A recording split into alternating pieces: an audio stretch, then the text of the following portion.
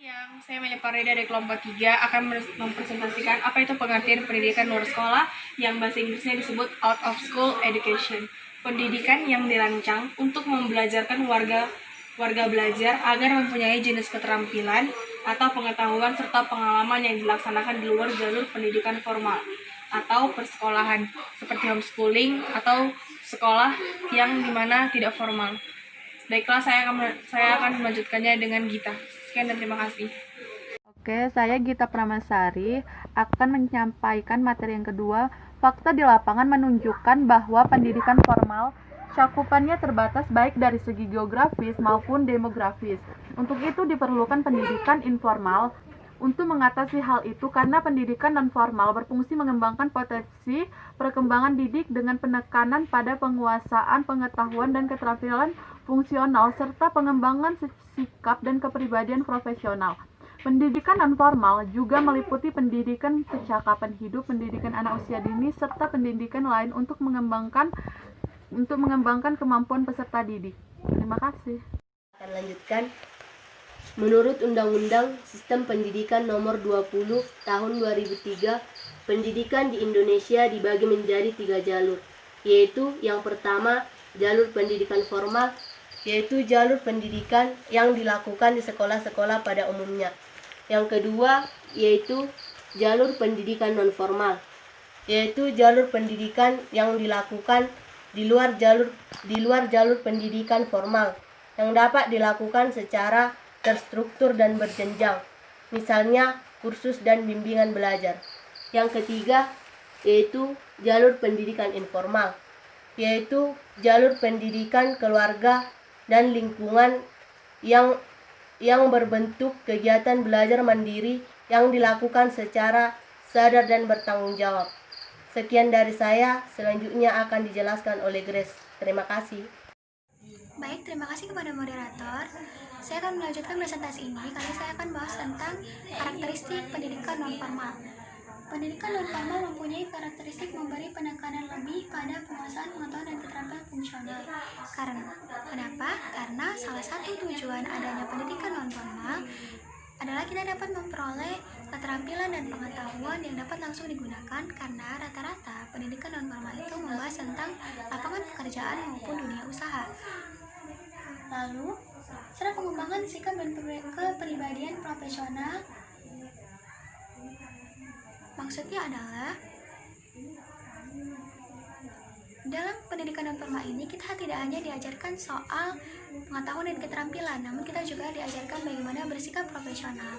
Karena di sini dalam pendidikan non-formal ini kita diajarkan untuk bersifat partisipatif, artinya kita diharuskan untuk lebih berpartisipasi dan lebih aktif lagi dalam proses pembelajarannya. Lalu dan terakhir, untuk tahap selanjutnya diarahkan pada long life learning. Maksudnya adalah pembelajaran jangka panjang, karena dalam pendidikan non-formal ini kita diberikan pengetahuan dan keterampilan untuk kita digunakan di masa depan atau di masa yang akan datang. Jadi pengetahuan ini dapat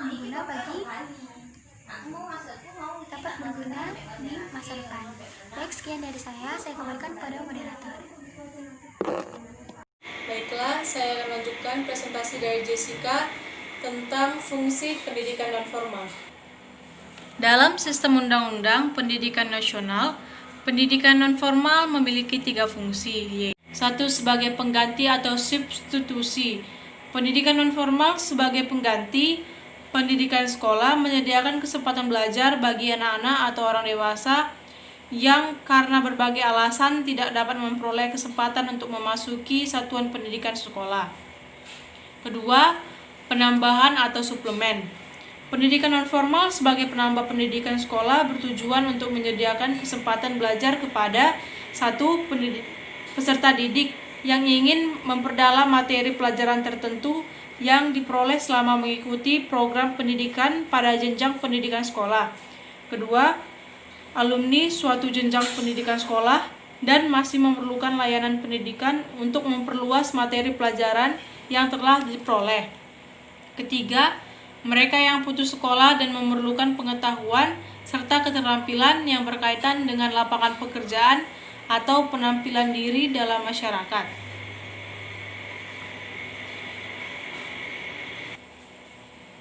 3. Sebagai pelengkap atau komplement pendidikan formal bagi warga masyarakat.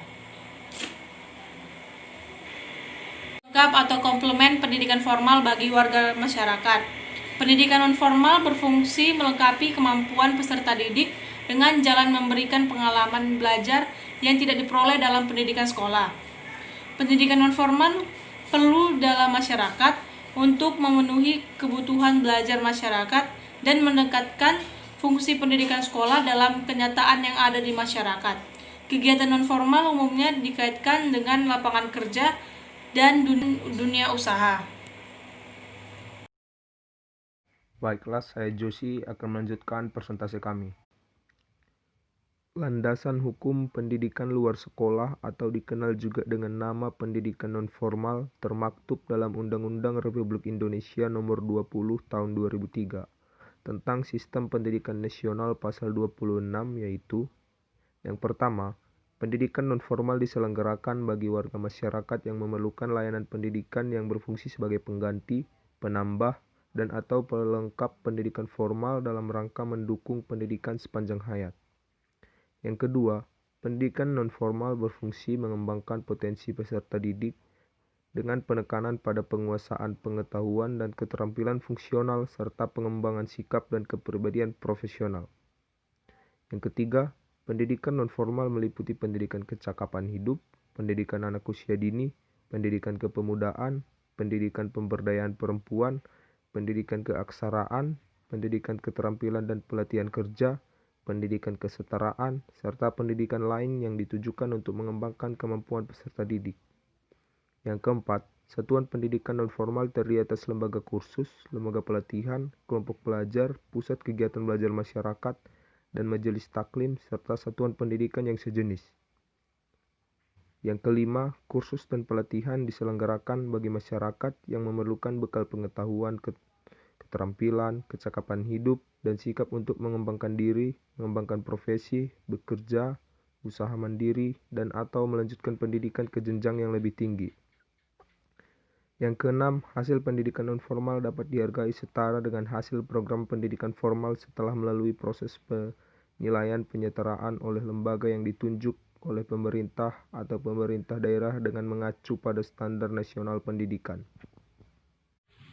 Baiklah, saya akan melanjutkan tentang Peraturan Pemerintah Republik Indonesia Nomor 73 Tahun 1991 Pasal 1 tentang pendidikan luar sekolah. Yang pertama, pendidikan luar sekolah adalah pendidikan yang diselenggarakan di luar sekolah, baik dilembagakan maupun tidak. Yang kedua, warga belajar setiap anggota masyarakat yang belajar di jalur pendidikan luar sekolah. Ketiga, kelompok belajar adalah satuan pendidikan luar sekolah atau disebut juga PLS yang terdiri atas sekumpulan warga masyarakat yang membelanjakan pengalaman dan kemampuan dalam rangka meningkatkan mutu dan taraf kehidupan. Yang keempat, kursus adalah satuan pendidikan luar sekolah ataupun PLS yang terdiri atas sekumpulan warga masyarakat yang memberikan pengetahuan, keterampilan, dan sikap mental tertentu bagi warga belajar. Yang kelima, menteri adalah Menteri Pendidikan dan Kebudayaan. Yang keenam adalah menteri lain adalah menteri yang bertanggung jawab atas penyelenggaraan satuan pendidikan luar sekolah.